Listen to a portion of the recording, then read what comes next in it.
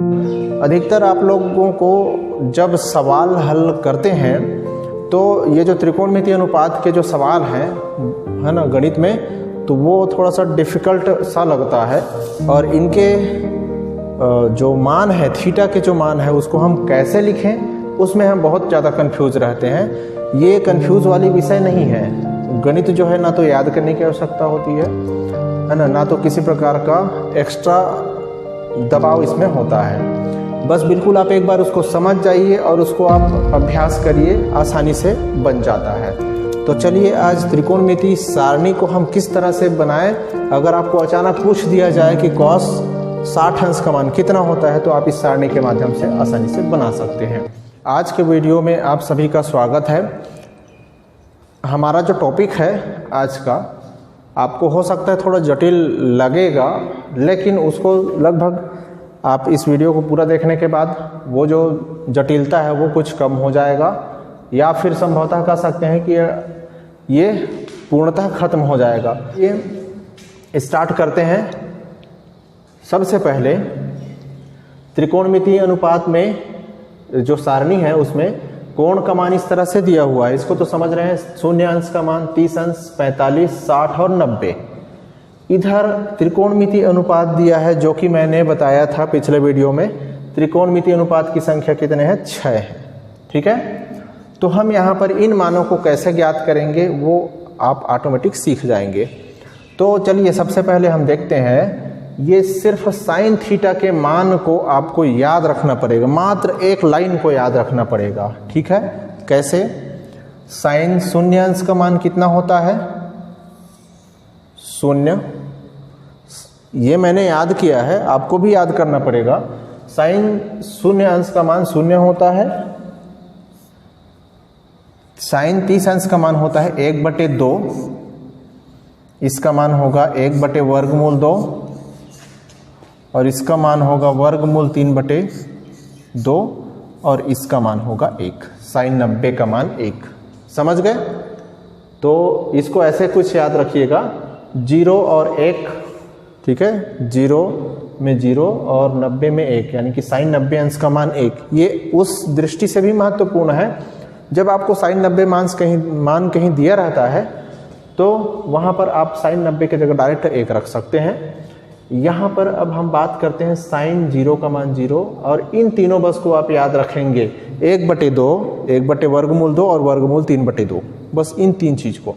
अब देखिए आराम से बिल्कुल जादू की तरह ये सभी जो है भर जाएंगे। ठीक है, तो देखिए जैसे हमने इसको लिखा है सेम उसी तरह से कॉस का जो मान है, ये जो कॉस का मान है उसको आप उधर से लिखते आइए, 1, इसको फिर इसको फिर इसको, इस तरह से। तो उस डिब्बे में क्या है? 1, फिर क्या है? वर्गमूल 3/2, फिर 1/√2, 1/2, ये 0 का 0। ये तो बिल्कुल भली भांति आपको समझ में आया होगा। हमने कुछ नहीं किया है, उधर से लिखना चालू किया है, लास्ट यहाँ से हुआ है। ठीक है, अब ये जो tan थीटा का मान कैसे आएगा उसके लिए एक सूत्र होता है, और वो सूत्र ये है कि tan थीटा बराबर साइन थीटा बटे कॉस थीटा। ये सूत्र आपको समझना है। tan थीटा बराबर क्या हो जाएगा? साइन थीटा बटे कॉस थीटा। अर्थात ये tan थीटा का मान आपको कब मिलेगा? जब साइन और कॉस दोनों को भाग देंगे, डिवाइड करेंगे। ठीक है, तो यहीं से स्टार्ट हो जाता है ये। अब 0 और 1 को डिवाइड करेंगे, कितना आता है? 0। ठीक है, 0 और 1 को डिवाइड करेंगे 0। ठीक, इन दोनों को डिवाइड करेंगे तो 2 और 2 कैंसिल हो जाएगा, 2 और 2 कैंसिल हो जाएगा तो क्या बचेगा? 1/√3 बचा। यहाँ पर इन दोनों को डिवाइड करेंगे तो कितना बचेगा? वर्गमूल 2 कटेगा, कितना बचेगा? 1। ठीक है, 1/1 बचेगा मान के चलिए। ठीक है, यहाँ पर इन दोनों को डिवाइड करेंगे, 2 और 2 कैंसिल, वर्गमूल 3/1 बचा। इन दोनों को डिवाइड करेंगे 1/0, 1/0 करेंगे तो अनंत आता है। आप कैलकुलेटर में करके देख सकते हैं, ये है अनंत। ठीक है, तो यहाँ पर ये स्पष्ट समझ में आया होगा। ये तीनों त्रिकोणमितीय अनुपात अगर आपको क्लियर हो जाता है तो बाकी का तीनों तो बिल्कुल सरल ही है। बस साइन का उल्टा क्या होता है? कोसेक, मतलब इसको पलट दीजिए। कॉस का उल्टा होता है सेक, टेन का उल्टा होता है कॉट, टेन का उल्टा होता है कॉट। अब देखिए कोसेक किसका उल्टा मैंने बताया था? साइन का, ठीक है। 0/1 है तो 1/0 मैंने अभी क्या बताया था? 1/0 मतलब अनंत, ठीक है। इसको पलट दीजिए, पलटने का मतलब ये 1/2 है तो 2/1 हो जाएगा यहाँ पर। इसको पलट दीजिए, वर्गमूल 2/1। इसको पलटेंगे 2/वर्गमूल 3, 1/1 है ये तो 1/1 मतलब 1/1 ही होगा, ठीक। सेक किसका उल्टा है मैंने बताया था? कोसेक का, सॉरी कोस का उल्टा है सेक। तो इसको पलट दीजिए, 1/1 मतलब 1 ही होगा, है ना। इसको पलट दीजिए तो 2 ये हो जाएगा 1। ये इसको पलट देंगे कोस को तो ये हो जाएगा 2/वर्गमूल 3। इसको पलट देंगे तो ये क्या हो जाएगा? वर्गमूल 2/1, 2/1। और ये 0/1 है तो 1/0 हो जाएगा। 1/0 मतलब तो आप सभी जान ही रहे हैं, अनंत होगा। 10 किसका उल्टा होता है? सॉरी कॉट जो है 10 का उल्टा होता है। इसको पलट दीजिए, 0/1 है तो 1/0, ये भी क्या हो जाएगा? अनंत हो जाएगा। अनंत का चिन्ह है ये। उसके बाद इसको पलट दीजिए, वर्गमूल 3/1। इसको पलटेंगे वही आएगा।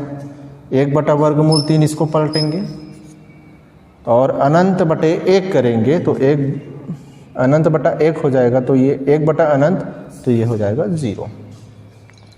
तो आप देख सकते हैं इतना सिंपल मान है ये, जिसमें आपको इधर उधर भटकने की आवश्यकता नहीं है। इनके मानों को इसी तरह से याद करना। देखिए आप सिर्फ 3 मानों को याद किए हैं और बाकी पूरा सारणी जो है भर गया। अब आप बिल्कुल सिंपल आसान तरीके से बता सकते हैं कि 10 90 अंश का मान क्या होता है? तो अनंत।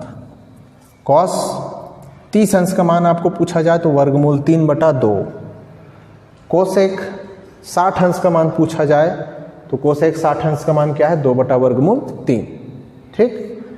तो आशा करता हूं कि ये जो सारणी है बिल्कुल स्पष्ट समझ में आया होगा और इसको 2 से 3 बार अगर प्रैक्टिस आप करते हैं तो आप जीवन भर नहीं भूलेंगे, इतना तो गारंटी मैं ले लेता हूं, ठीक है। इसको आप इन तीनों को याद रखिएगा और ऑटोमेटिक जो ट्रिक मैंने बताया था उसी हिसाब से इसको याद करिएगा, आप भूलेंगे नहीं। इस वीडियो को अधिक से अधिक शेयर करिएगा और हमारे चैनल को सब्सक्राइब करिएगा। थैंक यू दोस्तों।